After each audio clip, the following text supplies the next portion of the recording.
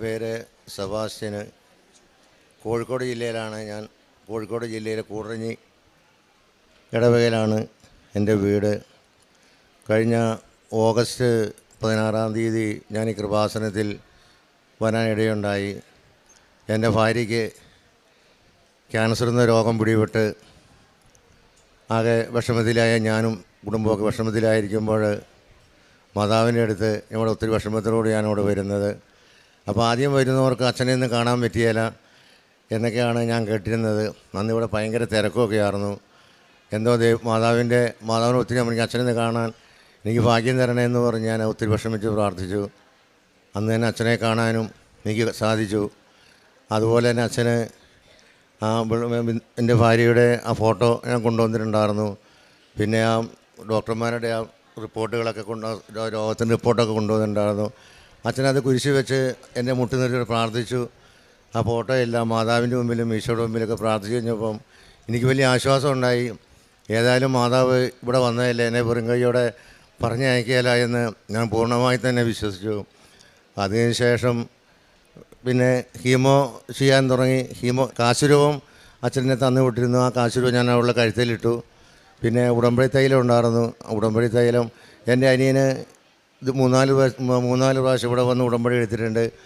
അനിയൻ വന്ന് എല്ലാ ദിവസവും ഉടമ്പടി തൈലം തേച്ച് മുടക്കാതെ പ്രാർത്ഥിച്ചു. അതിൻ്റെ ഫലമായിട്ട് മാതാവ് ഒത്തിരി അനുഗ്രഹങ്ങളൊക്കെ ഞങ്ങൾക്ക് നൽകിയിട്ടുണ്ട്. ബാക്കി കാര്യങ്ങൾ അതിനെ കൂടുതലായിട്ട് എൻ്റെ ഭാര്യ നിങ്ങളോട് പറയുന്നതായിരിക്കും. എൻ്റെ പേര് ബിന്ദുവാണ്. ഞാൻ ക്യാൻസറായിട്ട് 3rd സ്റ്റേജിലായിരുന്നു. അറിയുന്നില്ലായിരുന്നു. ഒരു 2 മാസക്കാലം എനിക്ക് നടുവേദന ഉണ്ടായിരുന്നു. ഞാൻ ജോലി ചെയ്തുകൊണ്ടിരിക്കുന്ന സമയത്താണ്. നടുവേദനയൊന്നും കാര്യമാക്കിയില്ല. 2 മാസം അടുപ്പിച്ച് നടുവേദന വന്നു കഴിഞ്ഞപ്പോൾ വെറുതെ ഒരു ഗൈനക്കോളജിസ്റ്റിനെ കാണിക്കാമെന്ന് കരുതി പോയതാണ്. അങ്ങനെ ചെറുതായിട്ടൊരു USG എടുത്തു. അപ്പം മാഡത്തിനൊരു സംശയം തോന്നി. മാഡം പറഞ്ഞു റേഡിയോളജി സ്കാൻ തന്നെ ചെയ്യണം, അപ്പം നിങ്ങൾ റേഡിയോളജി സ്കാൻ ചെയ്ത് വരാൻ പറഞ്ഞു. റേഡിയോളജി സ്കാൻ ചെയ്തപ്പം അവർ പറഞ്ഞു CT എടുക്കണമെന്ന് പറഞ്ഞു. അവിടെ അവർക്ക് സംശയം തോന്നിയപ്പോൾ CT MRI എടുക്കണമെന്ന് പറഞ്ഞു. MRIയിൽ ലീഷൻ കണ്ടു. അപ്പം ഞാൻ ഈ റിസൾട്ടുകളൊന്നും ഞാൻ നോക്കുന്നില്ലായിരുന്നു. അപ്പോൾ എനിക്ക് അതുകൊണ്ട് തന്നെ എനിക്ക് പേടിയും തോന്നിയില്ല. റിസൾട്ടൊന്നും ഞാൻ കാണുന്നുമില്ല. എൻ്റെ ചേച്ചി ഉണ്ടായിരുന്നു. അപ്പം ഞാൻ ചേച്ചിയുടെ കൂടെയാണ് പോയത്. ചേച്ചി അവിടെ സ്റ്റാഫായിരുന്നു. അപ്പോൾ ചേച്ചി ഈ റിസൾട്ട് എല്ലാം കാണുമല്ലോ എന്നോർത്ത് ഞാൻ എല്ലാ റിസൾട്ടുകളും ചേച്ചിയുടെ കയ്യിലേക്ക് കൊടുക്കുകയാണ് ചെയ്തത്. അവിടെ നിന്ന് ചേച്ചി റിസൾട്ട് ഡോക്ടറെ കാണിച്ചപ്പം ചേച്ചിയോട് പറഞ്ഞു ഇനി CA 125 കൂടെ ചെയ്യണം. അപ്പോൾ അത് കേട്ടപ്പോൾ എനിക്കൊരു സംശയം തോന്നി. ഞാൻ പറഞ്ഞു എന്തായാലും ചെയ്യാമെന്ന് പറഞ്ഞു. ചെയ്തപ്പം 128 ഉണ്ടായിരുന്നു. അന്നേരം പേടിച്ചൊന്നുമില്ല, കരയാനൊന്നും പോയില്ല. പിന്നെ ഡോക്ടർ പറഞ്ഞു അവിടുന്ന് ഒരു ഓങ്കോളജിയും കൂടെ കൂട്ടി സർജറി ചെയ്യാമെന്ന് പറഞ്ഞു. അന്നേരം ഞങ്ങൾ അവിടുന്ന് ESI ഒന്നും ഇല്ലായിരുന്നു. അതുകൊണ്ട് വേറെ ഞാൻ അറിയുന്ന മെഡിക്കൽ കോളേജിൽ ഒരു ഡോക്ടർ ഉണ്ടായിരുന്നു, ജനറൽ സർജനോട് പറഞ്ഞ് വിളിച്ച് ചോദിച്ചു, സാറേ ഇങ്ങനെ ഒരു MRI ഒക്കെ ഉണ്ട്. ഞാൻ റിസൾട്ട് അയച്ചു കൊടുത്തപ്പോൾ സിസ്റ്റർ കണ്ട് നോക്കാമെന്ന് പറഞ്ഞു. അങ്ങനെ അന്ന് തന്നെ ഞങ്ങൾ പോയി. 27-ന് സാറിനെ കാണുന്നു. സാറ് പറഞ്ഞു ഇന്ന് തന്നെ വന്ന് അഡ്മിറ്റ് ആയിക്കോ. ചെറിയ ഹോസ്പിറ്റലാണ്, അവിടെ നിന്നാണ് ചെയ്തത്. അപ്പം അഡ്മിറ്റ് ആയിക്കോ. അവിടുന്ന് സാറ് പരിശോധിച്ച് നോക്കിയപ്പോൾ എന്നോട് ഒന്നുകൂടെ ചോദിച്ചു ഇവിടുന്ന് തന്നെ ചെയ്യണോ അതോ മറ്റേ ഡോക്ടർ പറഞ്ഞ പോലെ ഓങ്കോളജി കൂട്ടി ചെയ്താൽ മതിയോ എന്ന് ചോദിച്ചപ്പോൾ ഞാൻ പറഞ്ഞില്ല, സാറിൻ്റെ കംഫർട്ട് അനുസരിച്ച് സാറ് ചെയ്യും സാറേ. എനിക്ക് അതുപോലെ നടുവേദനയായിരുന്നു. അപ്പോൾ സഹിക്കാൻ പറ്റാത്തപ്പോൾ ഞാൻ വിചാരിച്ചു യൂട്രസ് എടുത്ത് മാറ്റിക്കഴിഞ്ഞാൽ വേദന മാറുമെന്നാണ് ഞാൻ വിചാരിച്ചത്. അപ്പം യൂട്രസ് എടുത്ത് 2 ഓവറിയിൽ 2ലും 14 സെൻറ്റിമീറ്റർ, ഒരു ഓവറിയിലും ഉണ്ടായിരുന്നു സിസ്റ്റ്. ഒരു ഓവറിയിൽ 10 സെൻറ്റിമീറ്ററും ആയിരുന്നു. ആ ഓവറി 2ഉം എടുത്തു, യൂട്രസും എടുത്തു കഴിഞ്ഞപ്പോൾ എല്ലാവരോടും ഡോക്ടർ പറഞ്ഞു, ഇവരോടൊക്കെ പറഞ്ഞു, എന്നോട് പക്ഷേ പറഞ്ഞില്ല. അപ്പം എല്ലാവരും ഭയങ്കര സങ്കടത്തിലായിരുന്നു. വീട്ടുകാരൊക്കെ ഭയങ്കര സങ്കടം. ഞാൻ അന്നേരം ഒന്നും അറിയാത്ത പോലെ. അപ്പോൾ അവരൊക്കെ പറഞ്ഞു ഇവളിത് അറിഞ്ഞിട്ടും എന്തുകൊണ്ടാണ് പ്രതികരിക്കാത്തതെന്ന് അവരൊക്കെ ചോദിക്കുന്നുണ്ട്. ഞാൻ അന്നേരം എല്ലാവരോടും നല്ല സന്തോഷത്തോടുകൂടി വർത്തമാനമൊക്കെ പറഞ്ഞിരിക്കുകയാണ്. എല്ലായിടത്തും സ്പ്രെഡ് ആയിട്ടുണ്ടെന്ന് പറഞ്ഞു. അങ്ങനെ മെഡിക്കൽ കോളേജിലേക്ക് വിട്ടു. ഓങ്കോളജിയെ കാണിക്കാനായിട്ട് വിട്ടു. ഓങ്കോളജിസ്റ്റിനെ കാണിച്ചു കഴിഞ്ഞപ്പോൾ സാറ് പറഞ്ഞു കീമോ ചെയ്യുക. കീമോ ചെയ്താലും വീണ്ടും ഒന്നും കൂടെ സർജറി ചെയ്യേണ്ടി വരും, റീഓപ്പൺ ചെയ്യേണ്ടി വരും, അതെന്തായാലും നിർബന്ധമാണെന്ന് പറഞ്ഞു. 3 കീമോ ചെയ്തു. 3 കീമോ ചെയ്തതിന് ശേഷം സാറ് പറഞ്ഞു സർജറി ചെയ്ത ഡോക്ടറിൻ്റെ അടുത്ത് തന്നെ ചെല്ലുക, വീണ്ടും ഒന്നും കൂടെ സർജറി ചെയ്യണം. അങ്ങനെ ഞങ്ങൾ വീണ്ടും സർജറി ചെയ്ത ഡോക്ടറിൻ്റെ അടുത്ത് ചെന്നപ്പം സാറ് മെഡിക്കൽ കോളേജിലെ ട്യൂമർ ബോർഡിലൊക്കെ ചോദിച്ചപ്പം സർജറി വേണ്ട എന്ന് പറഞ്ഞു. അത് കഴിഞ്ഞ് പിന്നെയും കീമോ ചെയ്യാൻ പറഞ്ഞു. അങ്ങനെ 6 കീമോയും കഴിഞ്ഞു.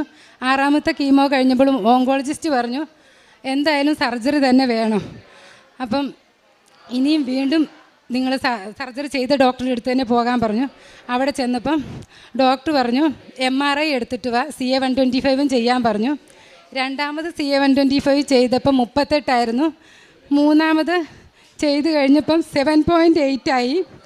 പിന്നെ അത് കഴിഞ്ഞ് MRI എടുത്തപ്പം അതിനകത്ത് ഒന്നുമില്ല. ഇനി ഒന്നും ചെയ്യണ്ട, ഒരു ടാബ്ലറ്റ് കഴിക്കണമെന്ന് പറഞ്ഞിരുന്നു. കോസ്റ്റ്ലിയാണ് ആ ടാബ്ലറ്റ്. ഒരു 5-6 മാസം എന്തായാലും കഴിക്കേണ്ടി വരുമെന്ന് നിർബന്ധമായിട്ടും പറഞ്ഞതാണ്.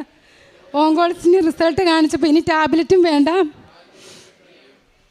ഇനി ഒന്നും ചെയ്യണ്ടെന്ന് പറഞ്ഞു.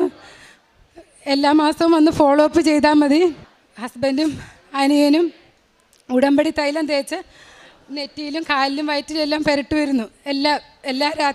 എല്ലാ രാത്രിയിലും ഉടമ്പടി തൈലം വെച്ച് പ്രാർത്ഥിച്ച് ഉടമ്പടി തൈലം പുരട്ടുമായിരുന്നു. അത് 2 മാസക്കാലം മുടങ്ങാതെ ചെയ്തിരുന്നു.